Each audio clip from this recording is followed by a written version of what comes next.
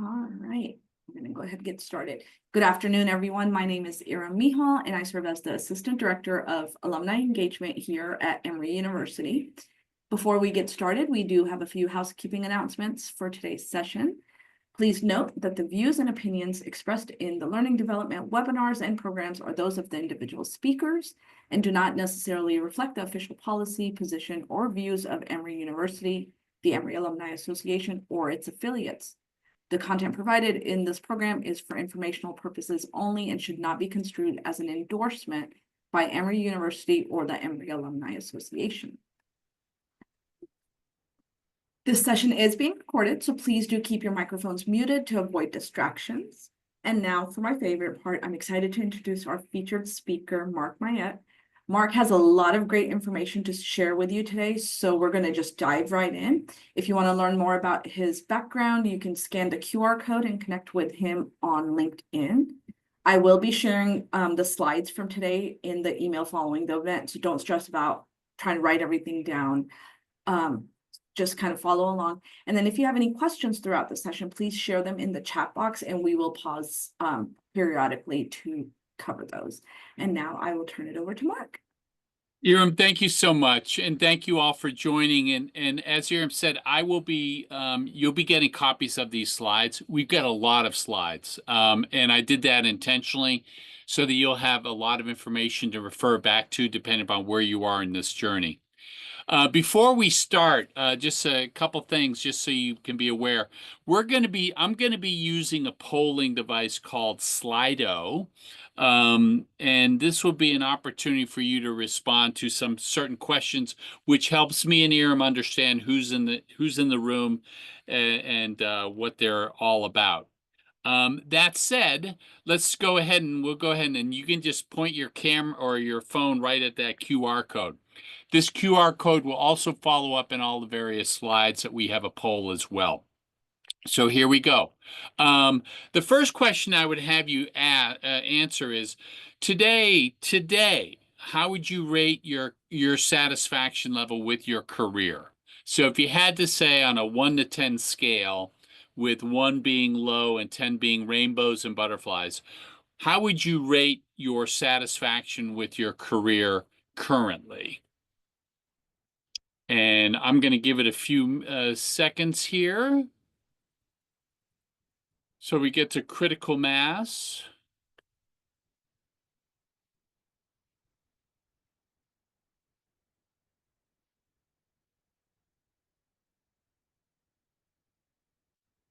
Iram, how many folks do we have logged in live? We have about 43 that are live right now. Okay, so let me get to like 30 at least. So for those of you that are just joining, just point your phone to this QR code, and then you'll respond to this question. How would you rate your satisfaction level with your career on the 1 to 10 ladder scale? Got 16 responses so far, and I want to get up to about 30. That way we can just see how many, where we're at. And Mark, are they able to just go to slido.com and use that number also? They could, yes. Yeah. Oh, they can join it. If you can't scan the QR code, you can do it online. Very good.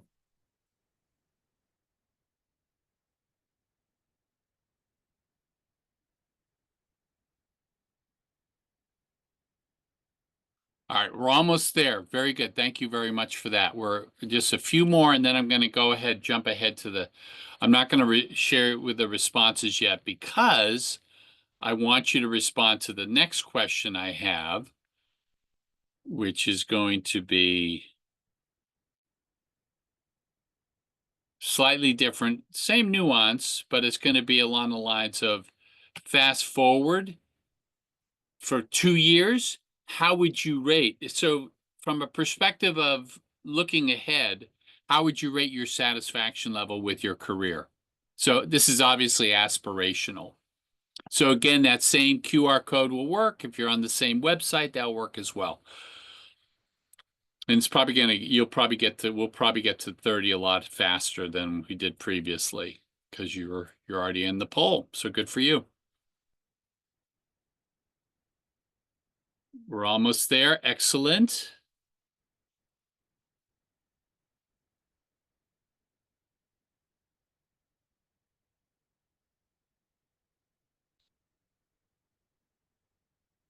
All right, so this is where you were. So this is where you said you were today. So the raw score was about 5.5. It just averaged out. But a 31% of the respondents though said, I would rate where I'm at satisfaction level as a 7. Okay, let's see where people said where they would be in 2 years. So 2 years aspirationally, people see themselves evolving towards a more positive rating. It's very subtle, but so it goes from about it goes up one increment up to 8. And that's helpful for me because here's the thing. Not everything in a career is going to be rainbows and butterflies. So in other words, it's not probably going to be a 10. But in the aggregate, if it can be 7 or higher, Gallup views that as being, and I view it similarly, is that if you rate something 7 or higher, chances are you're in a good spot. You're in what we would refer to as a thriving mode. So good for you. Great. That's helpful. Nice context for me and Iram. So thank you for that. All right. So the agenda, this is what we're going to talk about. I'm going to unpack a little bit more about who's here. I'll give you a quick snapshot in regard to what Gallup is trending in regard to engagement scores. So it'll give you an idea of where we're at. The other thing is that in regard to realities to be aware of, we'll talk about that a little bit.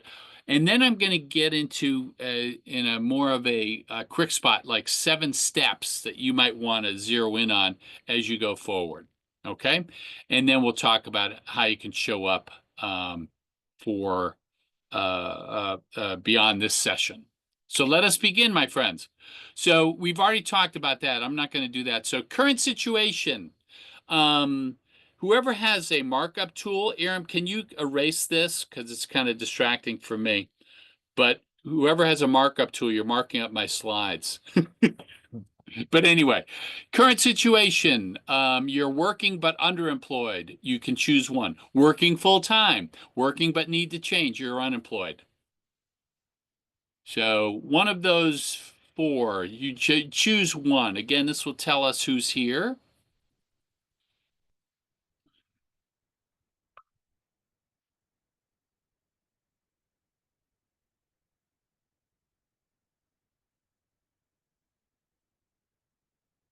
All right. Again, I'm just going to get to some critical mass. We're close. We're just another second or two.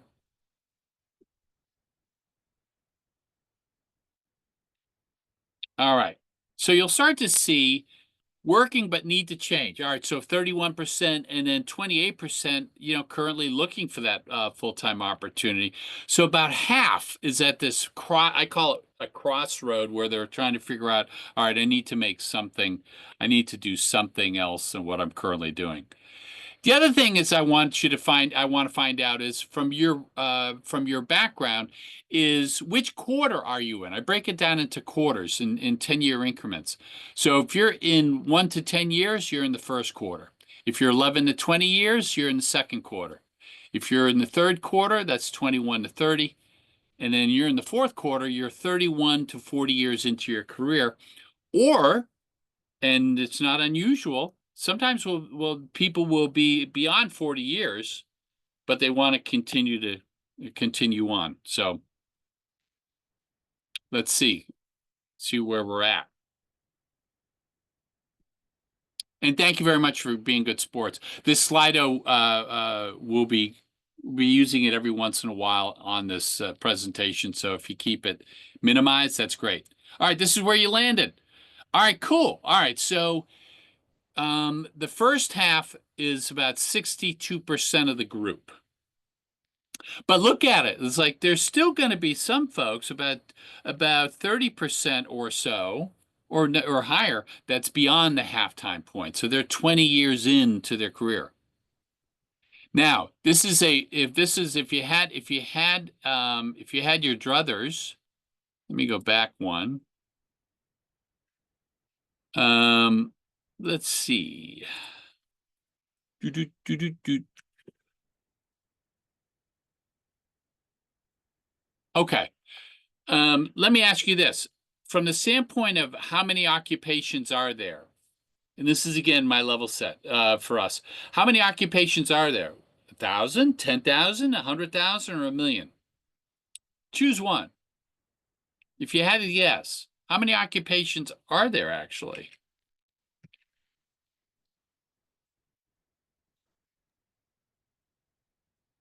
It doesn't seem to be refreshing for the N question. Okay. What I'm gonna do is I'm gonna stop sharing and then I'm gonna reshare. Sometimes that helps. All right, you see it? Oh yeah, I'm sorry. Like the slide was there, but in Slido, the poll doesn't seem to be. It's still on the what quarter are you in? Oh, okay. Oh, in Slido. Yeah. Interesting. All right. All right. Let me see if PowerPoint is being PowerPoint. And I'm going to go back in. I'm going to start sharing.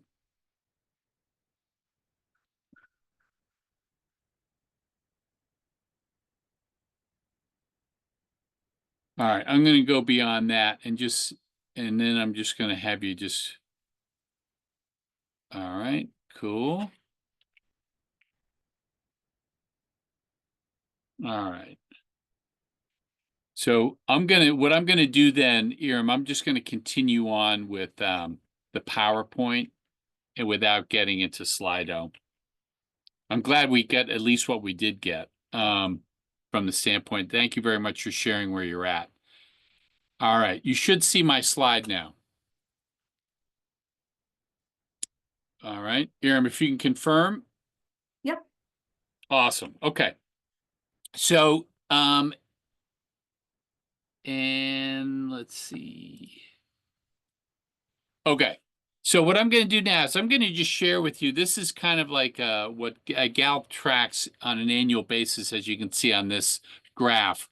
Engagement scores. And engagement scores, the basic way I like to view it as engagement scores indicate that people, when they got to go to work on Sunday, they're actually looking forward to go to work. And if you're looking forward to go to work, chances are you're engaged. In other words, you like where you work. So Gallup tracks that, and what they find is about 30%, 30 out of 100, are actually engaged.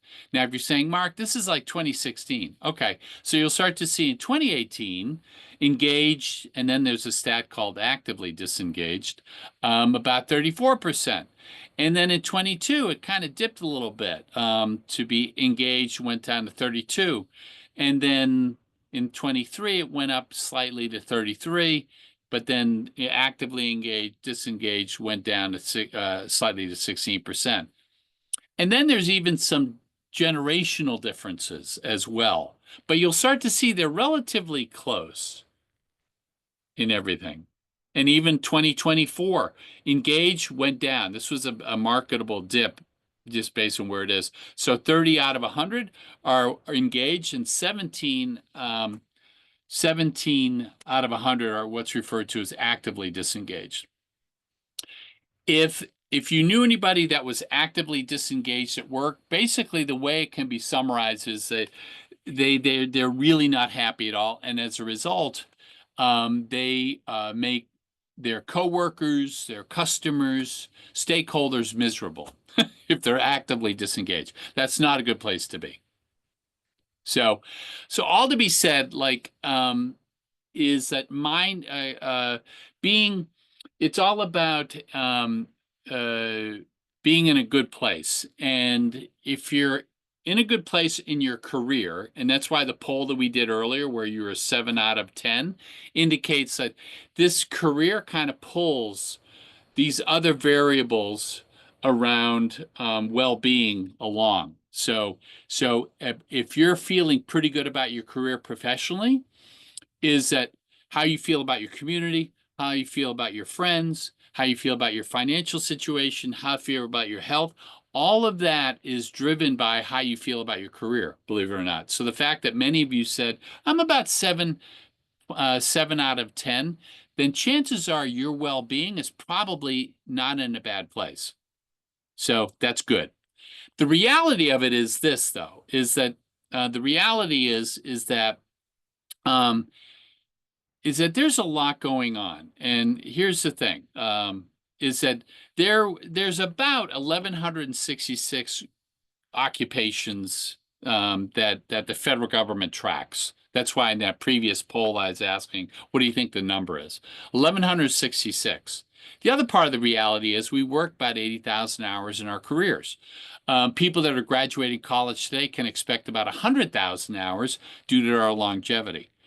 And as I shared previously through the Gallup engagement scores, about 70 out of 100 are what's referred to as disengaged. In other words, they show up for a paycheck and that's about it. Worst case is 16%, or about 16 out of 100, are actively disengaged. So they're creating misery all around.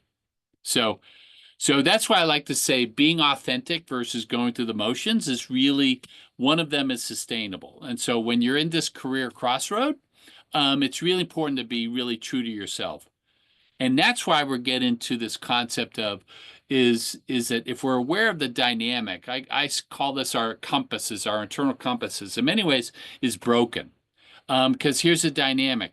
Depression is high, addiction is high, and then in some cases, people taking their own lives via suicide is also relatively high, which gets into this concept of where do we start? So what I'm going to do now is I'm going to say, okay, based on what the dynamic is, let me just outline 7 steps that you might want to hack into so that you can make sure that next role that you're going to be stepping into is going to be something that you can be excited about. So the first step is all about the upward and inward phase, which is all about checking, it's kind of like we were chatting about flying recently or earlier in this call.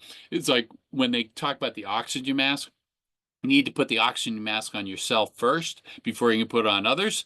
So in some ways, step 1 is all about self-inventory.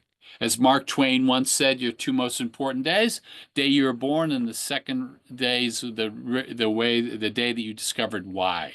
Simon Sinek made it famous because he came up with this quote: inspired leaders think, act, and communicate from the inside out. They start with why. So, in some ways, it is all about our wiring. What drives us, what motivates us. And if you can tap into that on your quest, that can be really, really helpful for you in your quest. Because here's the thing, we're all gifts. We're all gifts. We all have certain talents and strengths that we lean in on. But the other thing is, we're a mosaic. I mean, if we compare ourselves to others, we're just nuanced. We're very different. We're very, very different. And it's almost like I like this picture of keys on a keyboard. It's almost like on a piano, we can create whatever music we want, and we have so many different keys to choose from. That's kind of like how we are when we think about our careers. So the first step in understanding how we're wired can give us the understanding, of the what, the where, the when, the how, and then even better yet, the answers. So the more you understand and appreciate yourself, the more you'll be able to, I call it, aim yourself so that when people are saying, hey, Mark, so what do you want to do in your next success phase? You'll be able to share that with somebody because you've thought that through. I like this quote: what lies behind us and what lies before us are tiny matters compared to what lies within us. So a lot of that of step number 1 is really connecting with who we are and what drives us. Because there's so many steps in this, we're not going to necessarily go deep in this, but it's a placeholder. This is on your checklist. This is stuff that you need to pay attention to. The second step is all about your attitude, and it all will help you reach forward. When I'm working with people in larger groups, I'll ask them on a poll, how's your attitude with a 0 to 10 on the 1 to 10 scale? And then usually what will happen is when somebody's in some sort of transition, they might be anywhere on this list. But I caution everybody who are currently on a quest looking for their next success opportunity is you got to make sure your attitude's in the right place, because it's kind of like this quote from Dale Carnegie. 2 prisoners stared out of their prison bars. One saw mud and the other saw stars. Attitude is everything. And again, from Dale Carnegie, I love that quote because it indicates, as you would imagine, your perspective. So beyond like step number one, which is understanding how you're wired, the second step is what's your attitude? So you need to have, especially when you're thinking about a career transitioning or looking for a new job or getting accepted for a new job, people will sniff out your attitude in about, a nanosecond. So you need to be very conscious of these three things. Is that if you have any type of anger, resentment, um, negative feelings, you need to forgive, forget, and reach and just go forward, because very subtly during the course of an interview, if you're still processing stuff and you haven't processed it, people will sniff that out very quickly. And if they sniff it out really quickly, you potentially will no longer be considered. Is that fair? No. Is that the human condition? Yes. That's what bias is. The other thing is fear that might get in our way. Fear is also an acronym: false evidence appearing real. So if you're challenged by something, or you're fearful of something, or family and friends on your behalf are challenged or fearful on your behalf on something, that can hold you back as well. So in some ways, you need to be able to like cast all fear aside and just kind of go for it. The other thing is, and this is something that we're not going to address necessarily, but if you're feeling blue, that's one thing. If it's something a little bit more involved that might require some degree of intervention, do reach out to that resource, because until that's addressed, that's going to get in the way of how you show up towards people. Here's something else you may want to pay attention to on this quest that you're in. These are from the Mayo Clinic, and these are things that you can do to help you handle stress and anxiety, and develop resilience. I'll be quiet as you read through this list.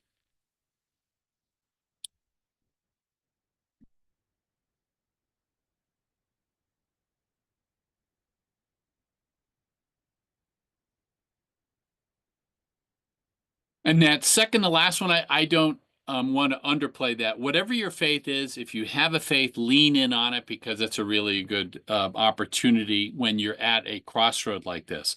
Better yet, if you're actively involved in some sort of faith group, make sure that they are aware that you're at this crossroad and you're seeking what I call your next success opportunity. It is interesting because I'll ask groups when I'm chatting to them about this, how many of you are involved in some sort of church? And people will raise their hand. I said, how many of them, keep your hands up if they know that you're currently looking for your next success opportunity? And about half of the hands go down. So my challenge for you is, if you're actively involved in some sort of faith group, make sure that they're aware that you're on this quest. And the last bullet, of course, is, and you're on this course, is, seek out help as you're doing, and then make sure people are aware of, like, you're looking for your next success opportunity. So first step, it's all about you. Second step, it's all about your attitude. Third step is all about aptitude. Really zeroing in on what drives you beyond like what your motivation is, but what you're pretty good at. And so we've got 5 things that you can reflect on to help you figure out, like, what do I want to continue doing? What am I good at? And no surprise, the first 3, experiences, abilities, and how you're wired, your personality, kind of relate to what I shared earlier. These are your gifts. These are things that you were born with. You are predisposed. Your experiences are one thing, but they also can contribute to how you show up moving forward. The second part is all about, what do you like? And then what's important to you? That focuses more on your passions. And then there's one other thing we like to say. It's called the X factor. And the X factor basically is like, what do you bring to the table that truly makes you unique? So part of that is like there's self-assessments, and I'm going to be sharing with you a number of resources that you can do to do self-assessment about yourself that are free. That's a good price. But it's also important about inventorying your experiences. That's another good conduit as well, and I'll talk a little bit more about that. The other is ask others input. Doesn't necessarily mean family members, but people that you worked with previously if you're at a crossroad when you're trying to figure stuff out. And then there's some assessments you can pay for. If this is you, if you are the, if and this picture is a very unique picture. This kind of talks about like this concept of being pigeonholed. So you get into a profession and you have a hard time transitioning out of that. But studies will indicate people will transition 4 to 7 times during their career. So let me see if this poll is going to work. Are you considering a career, a new career, or a pivot? This is a yes, no. Same QR code. It worked. Excellent. And I'll wait till we get to some critical mass, about 30, so I'll be quiet for a few seconds here. We're doing well, though.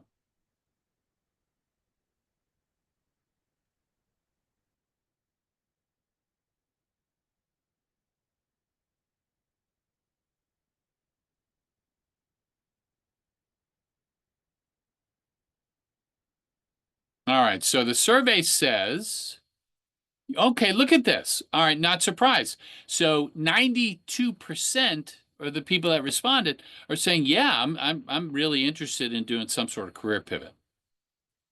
All right, cool. So if you are thinking of doing the career pivot, then the following slides will be helpful for you. For the 8% that said no, then this could be a great resource for you as well. So, and again, you'll be getting copies of the slides. This website, careeronestop.org, is actually a website funded by the U.S. government. Yes, the government actually provides this resource for you. It allows you to figure out and explore careers. You'll start to see on this page that you can do some self-assessments. You can learn about different careers, what they call, and how also careers are clustered. You might be interested in maybe a similar industry, but you might want to pivot, go to a different swim lane.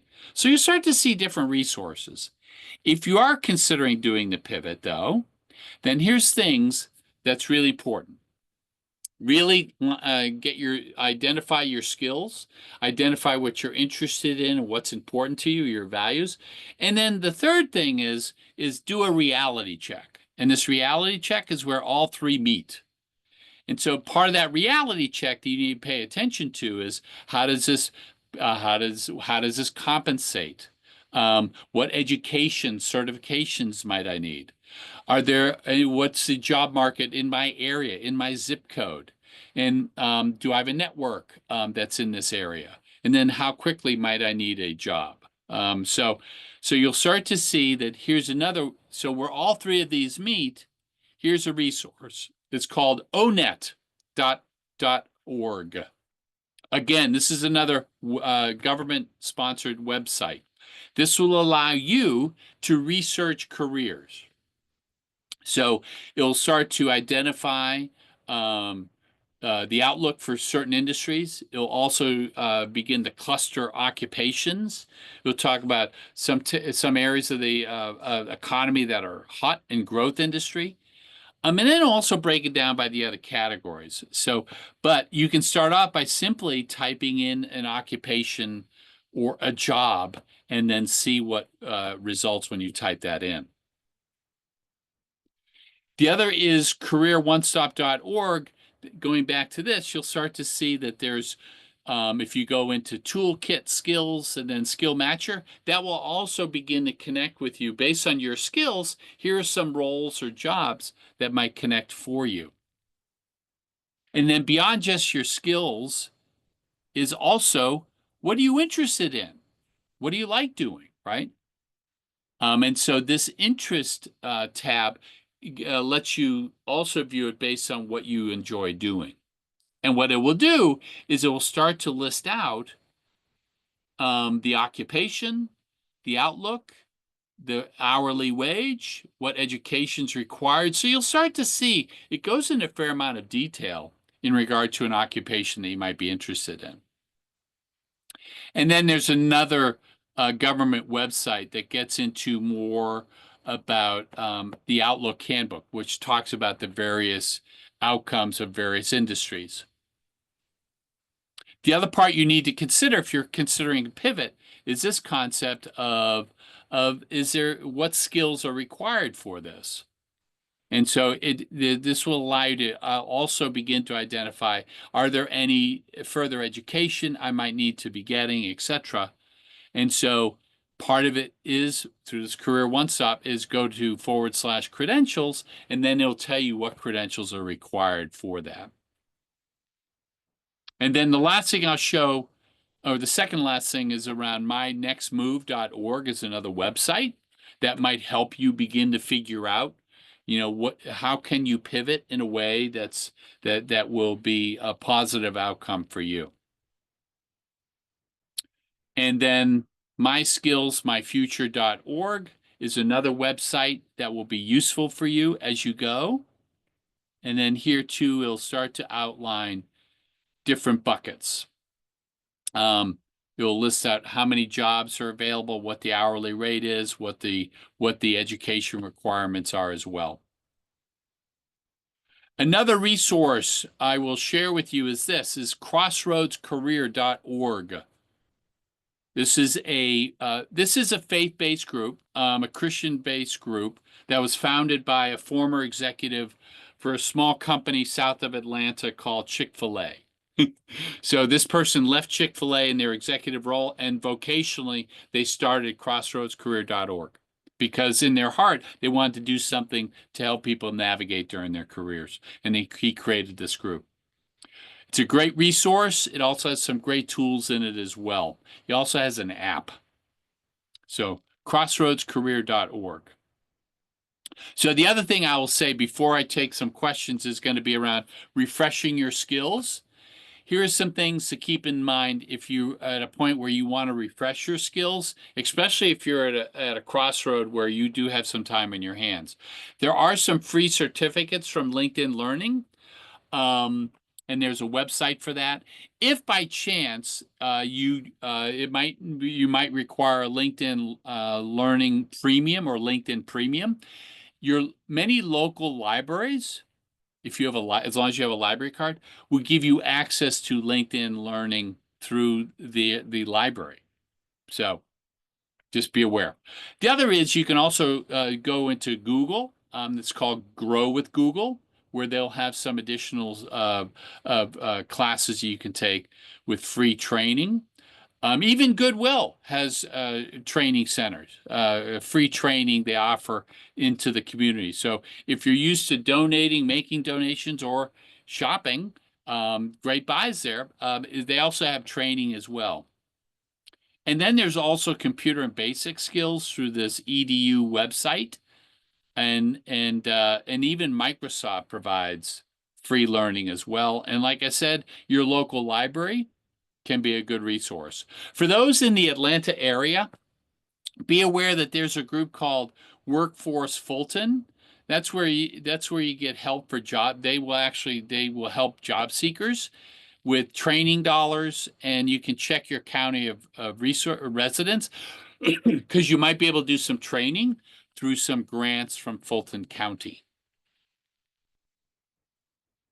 And then the other thing to assess when you're assessing your background and skills is accumulate what we call star or SOAR stories, and that's where you can begin to inventory your accomplishments that you've had so far in your career. Yes, half of the audience today is in your first 20 years of your professional journey. I would like to think that though you have some accomplishments that start with here's a situation, here was a task, or here was an obstacle, here was an action I took, and here was a result. All of those, that inventory of accomplishments will be the feeder for what's referred to as elevator speech. That's where you share with somebody in about 30 seconds what you're hoping to accomplish. Your networking, and as we'll talk about, networking is going to be really important, especially if you're in this career pivot. What you share in your resumes, and then more importantly, when you're having that conversation with a prospective employer, having access to the STAR stories or SOAR stories can be a great source of how to respond as you're going through each one of these. So, rule of thumb, to identify your accomplishments, or I will just focus on the star part, is how did you know you did a good job? Usually it's some sort of performance review. And then how is a performance measured? And then basically you just answer these the number of questions to help you kind of source out your accomplishments. And it's usually around reduced cost. Could it be around meeting, exceeding objectives? What about what problem did you solve? How did you improve productivity? How did you enhance customer service? And then from how did you participate? And then you'll start to see everything else that kind of helps you create almost an inventory.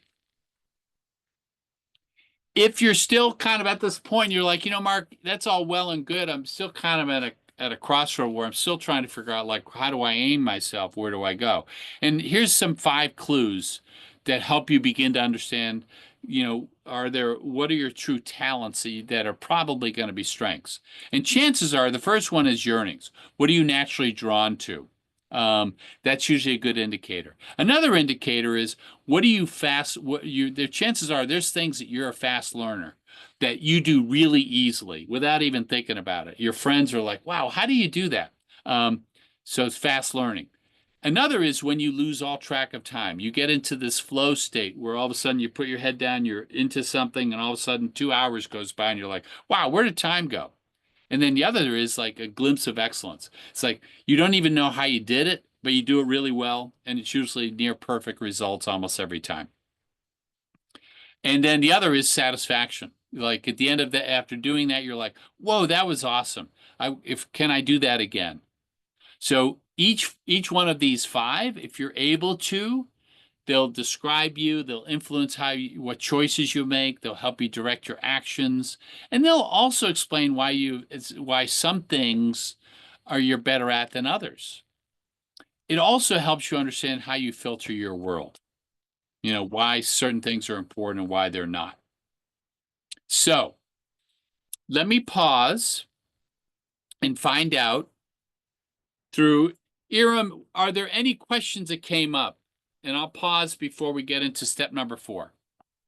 We don't have any in the chat, but if you guys have any, feel free to share them in the chat right now. Okay. And then what I'll do is chairman chat, and then I'll take another pause after this next step, which is going to be step number 4, which is all about how do you target opportunities. So if you're at this fork in the road, what can you do? And here's six ways you can factor in to target your opportunities. Mark, The just so first, you know, your cursor's in the center of the slide. oh, and that's in the, all right. Let me stop sharing. Let me go back to share because all right. How's that? Is that any better? Yes. Awesome. Okay, cool. So there's 6 key things to help you factor, to help you zero in on how you're going to aim yourself, I like to say. So starting kind of like a clock, who are the employers? Who are the best, who are the employers that are hiring? At your local library, you will have the best of list reference materials from your local community, whether it's Atlanta or beyond. Go to your local library, ask for them the best places to work list that are being published. The other is that in those lists, you'll also get income. You'll have certain things that are going to be important for you. What requirements you have, what your income requirements are going to be. That's also going to influence how you're going to target yourself. Location, location, location. So where are you in the hemisphere, in the United States? Because that's also going to influence how you aim yourself. And the other is which jobs, which occupations are hiring. You're going to have some occupations that are in a growth mode. There's some occupations that are in maybe the stagnant mode. They're not growing, all of which lead to those opportunities. The foundationally, platforms and culture are really important because ideally you want to be identifying opportunities that align with your values, align with what motivates you. And the more aligned you are to prospective roles and companies and groups, then chances are you're going to find that fit. You'll find that fit. So the other part you need to answer is to this point about who needs most of what you do best. So you can search and research online, and I'll share some resources you'll be able to sources that will list some of those jobs in a subsequent slide. But there's company career sites, so you can go directly to an employer that you are targeting. On their website, they'll have career opportunities. Indeed is probably the most well known in regard to job boards, where you can post your resume and see what jobs are out there as well. The other is doing what's referred to as informational interviews. You might have someone that's in a career that you aspire to pivot towards. Informational interviews is a great way to validate whether or not that's something you want to continue to pursue. We'll talk more about that. LinkedIn and LinkedIn groups, great resource. Make sure that you are actively engaged in LinkedIn and LinkedIn groups because that's going to be really important for you. And also professional and industry associations are really a big thing.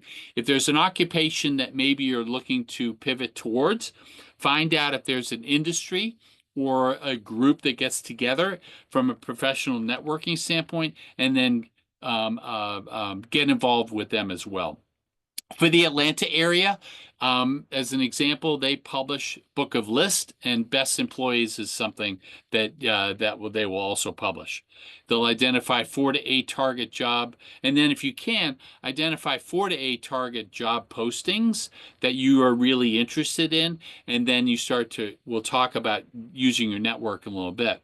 But then also, believe it or not, identify about 40 employers that you'll want to target. So in regard to informational interviews, you want to talk to people. Part of what you'll do is you'll ask some of these questions that are on this slide. Again, you'll be getting copies of these slides. If you, of course, you're going to need a resume. The thing about resumes is that resumes are they're really nerve-wracking in some ways because you'll ask 10 people about your resume and you'll get 15 different opinions. Everyone has an opinion about a resume. So just be aware, like, don't overthink your resume too much. Just get it. So your objective of your resume is to get you into a position where someone wants to talk to you. So the purpose is really to get you an interview. Because usually what happens with resumes is they're usually screened by an automatic or applicant tracking system, or it's also referred to as automated tracking system, also referred to as ATS. So if it's a larger company, they're going to have some sort of automated tracking software that's going to be scanning all the resumes coming in, and then they're going to create a top list. So resumes are usually not read, they're skimmed. They do keyword searches. So what you want to do is in a resume is grab the attention in the top third of the first page. If you're applying to a certain role, you want to make sure that that role aligns well with the job posting. So what you want to do is, you remember that STAR statements: situation, task, action, result. So in this case, you'll be talking about in a resume what the results were, what the actions you took, the task, and then the situation. So it's kind of in reverse during your resume. There is a group called jobscan.co. That's not a typo. Jobscan.co that will allow you to put in your resume and a job description, and then it will actually tell you how well your job aligns with that job, how well your resume aligns with that job posting that you're interested in. ChatGPT is becoming a really useful tool, but beware if you use it the right way. Do not use GPT to create your resume and not make any edits. If you use ChatGPT to create a resume for a job posting, there's going to be other people that are posting for that same job, and your resumes and the words will be almost identical. And a screener will pick that out very quickly. So a right way is to get a first draft and then to make updates that's going to customize that resume for you.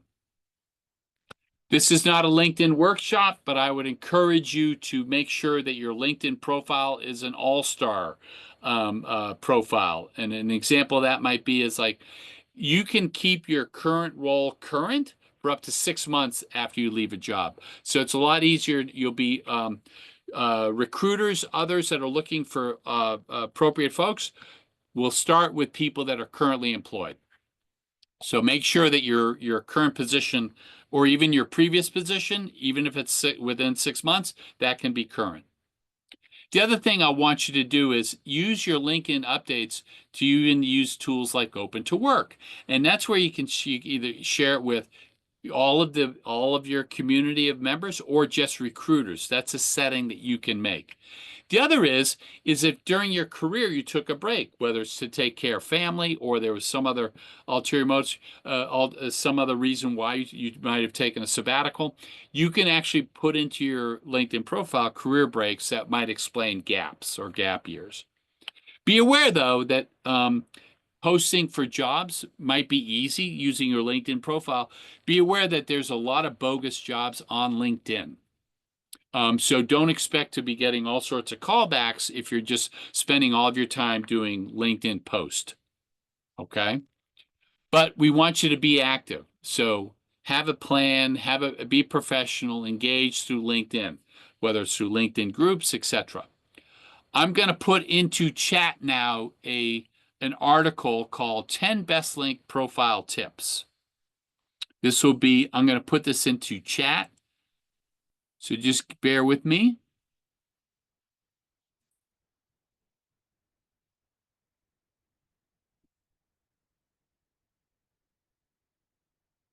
All right, you should find it. It's called LinkedIn Profile Hacks or from the Sherpa. Okay, so I'm going to reshare because my Zoom is doing a funny thing every time I put something in chat. Mark, I'll share it. You sent it directly to me. Oh, okay. Yes, go ahead and share it. Thank you. That's probably easier anyway. All right, so Iram is going to share that with you, but these are something specifically you can do with LinkedIn. And we'll include it in the email afterwards also. Awesome. The other thing too, the key thing I want you to get from this slide is that there's a lot of social channels in recruit that are used in recruiting, and you'll start to see which ones seem to have a more active role in recruiting. So if you have a profile on those social media platforms, be aware that the brand or the image that you're trying to present is what you want recruiters to see. So I'm a big believer in like my Facebook brand is very similar to my LinkedIn brand. And so because there's no gaps. So to be aware of what that might look like. Other resources that you should be paying attention to. Lean in on the Emory Alumni Career Coaches and Advisors. I'm one of them, but I'm not the only one. As Iram would share, there's other capable folks you might want to lean in on as a resource. Crossroadscareer.org. They have an app. Get that and go to that website. Atlanta, if you're in the Atlanta area. Atlanta Roswell United Methodist Church runs a Crossroad program every other Monday. Go to their website and see what that is. Atlanta Crossroads is a web-based virtual program. A class starts later on this week, in a couple of days actually, and it's a whole $10 to get together for 6 2-hour sessions virtually online to basically go deep into the steps that I've been sharing with you up to this point. Don't underestimate your network as a resource. Make sure they're aware of what you're hoping to accomplish. Other things is you saw some of the websites earlier, but what'snext.com. I wrote a blog called Career on Purpose. And then there's also some other resources. Again, you get copies of these. So I just want to call your attention to these resources as well. Okay. So I promised, Iram, that I would be quiet if there were questions. So did a question come up? We don't have a question, but Carrie did share that a lot of local chapters of professional associations also have small group mentoring circles, which is a nice way to make more in-depth connections with a specific sector. Love For that. example, Association for Women in Science. Excellent. And then Ye- Lillian asked, how does one access the Emory Career Coach Advisors? Lillian, you'll actually get the link in the email, but I can share it here also. You just submit the request online and we will send you all the information. Excellent. Great. All right. So I'm sensitive to our time. And the fifth step of all of this is to actually counterintuitive. A great time to volunteer is when you're on a quest to connect those dots. So Mark, sorry to interrupt. We did have one quick question that came in. If you want to, and then you can decide if you want to take it now or after. yep. Okay. Any tips for a career pivot in a new geographic area? In a new geographic area. Yes. Um, well, a lot of it is going to be is it's like if it's in a new geographic area, will be um, first find out in your LinkedIn network who might be in that geographic area, right? That's part one. Part two is I would also use the internet to find out what local groups get together, and then better yet, which groups might meet virtually that you might be locally based to begin to make connections that way. There'll be some other things, but we'll I'm going to keep going if you don't mind. So three-part search strategy. First part, take care of yourself. Second part, connecting personally with folks. Then the third part is also that searching virtually. Gallup has said the number one thing that most people want is a good job. No surprise, right? So how do you find the jobs? Any of these six areas. And by the way, the miracle thing is not like a tongue-in-cheek, oh, isn't this funny? There's certain things that you will not be able to explain. And I'll give you a real world example. There was someone that I knew that was out of work looking for their next career opportunity, and they happened to be traveling in a different part of the country, and they were taking an escalator up to baggage claim, and then an escalator coming down was going down to their whatever the tram system was, similar to what we have in Atlanta, but these escalators cross each other. So this person was on an escalator going up to baggage claim, and then coming down, they saw someone that they worked with years previously. They made eye contact and they knew immediately who each other was. And then as the escalators went by, they said, "Oh my gosh, what brings you?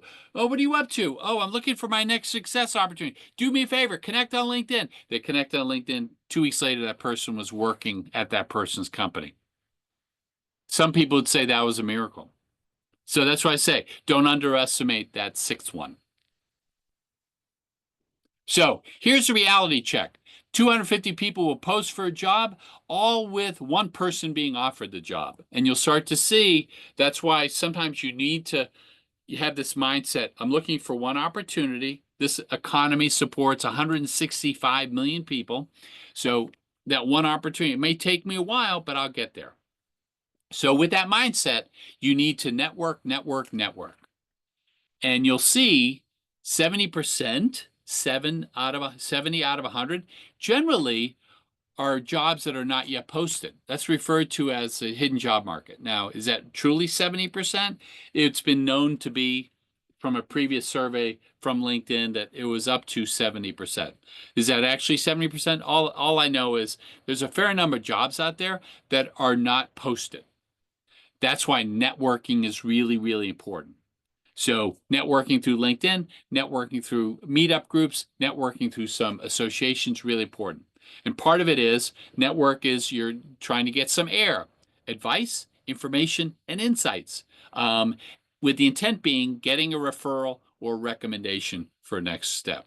The other part is going to be so how do you do that? Part of it is networking scripts. There's something referred to as an elevator pitch.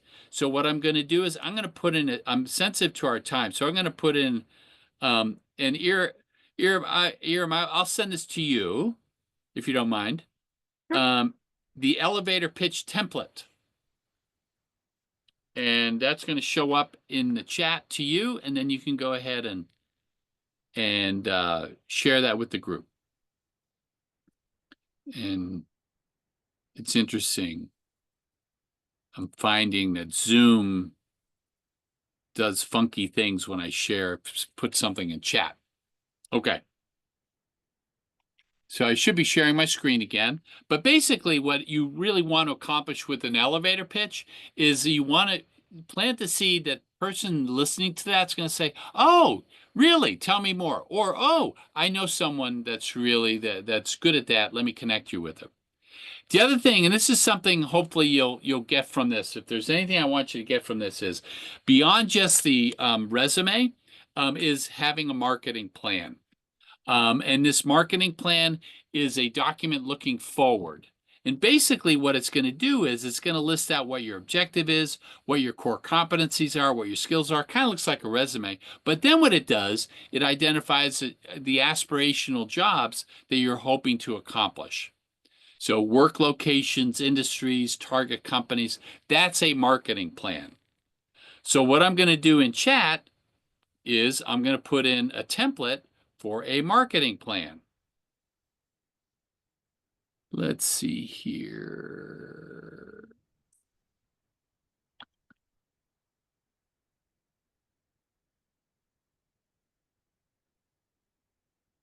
There it is. Here, am I going to send it your way?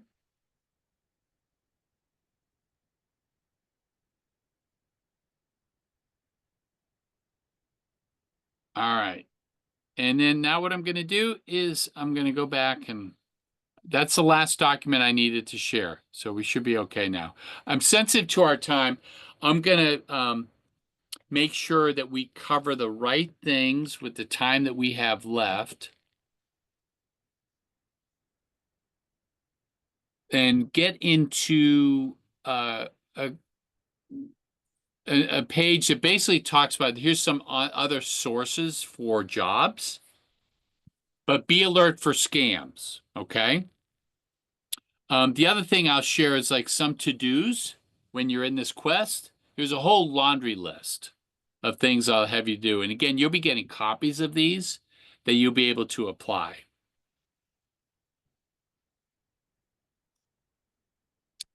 And let's see. I'm sensitive to our time. And let me just pause here and then say, because what we'll do is I'm going to follow up with copies of these slides. And there's more than what I shared today that goes into step number 6 and 7. Step number 6 is interviewing, how to do a wow interview. And then step number 7 is how do you sort or how do you evaluate job opportunities and then negotiate. And so that's what that step 7 is. So, Iram, what says you? Anything from the good of the order? So what we can do is, because this was great information, what I'll do is I will share a poll, and I know I'm kind of putting you on the spot here, Mark, but maybe do like a part 2 for this and kind of continue on it. That way you can go into depth in what we didn't get to today. Okay. If we have people interested in that, we can try to set up a part 2 and go through that. And obviously we'll do it based on your schedule and stuff. Okay. But thank you guys so much for joining us. Like Mark said, everything that we did cover and the resources that he referenced will be shared with you guys with the recording in an email within 24 hours. Awesome. All right. Thank Thank you guys for being here. you.